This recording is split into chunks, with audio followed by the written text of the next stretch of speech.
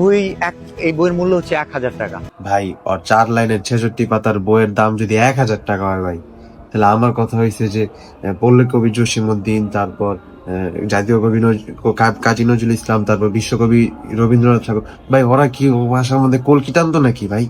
হ্যাঁ, ও মানে ও ওনাদের বই যদি আপনি রকমারিতে যে যান দেখেন, সর্বোচ্চ মানে 150 টাকা 200 টাকা এমন। তারপর আবার ওনাদের বইয়ের মধ্যে অনেক পৃষ্ঠা আছে, প্লাস অনেক জ্ঞান নেওয়ার মতো অনেক কিছু আছে, কিন্তু ওর নাকি ওই যে টিকটকের কিছু চালান কথা আছে ওইসব লেখা। মানে এইসব বই নেওয়ার জন্য নাকি মানুষ 10,000 টাকাও খরচ করে। মানে কি একটা অবস্থা, মানে মানে মানুষ কোন পর্যায়ে চলে যাইতেছে। হ্যাঁ, জ্ঞান অর্জন করার জন্য মানে বড় বড় স্বীকৃত প্রাপ্ত যেই কবিগুলা আছে, তো ওদের বই নিব না। ওই টাউট অফ বিল্লাল না কি বিল্লাল, ওর বই 1,000 টাকা দেয়া নিয়া ওই 4 লাইনের ওই স্ট্যাটাস টিকটকের এগুলা ভাই গুগলে পাওয়া যায়, ও জাস্ট গুগল থেকে নিয়ে নিয়ে সংগ্রহ করে বসাইছে। তো এইগুলাই নাকি আবার 1,000 টাকা। মানুষ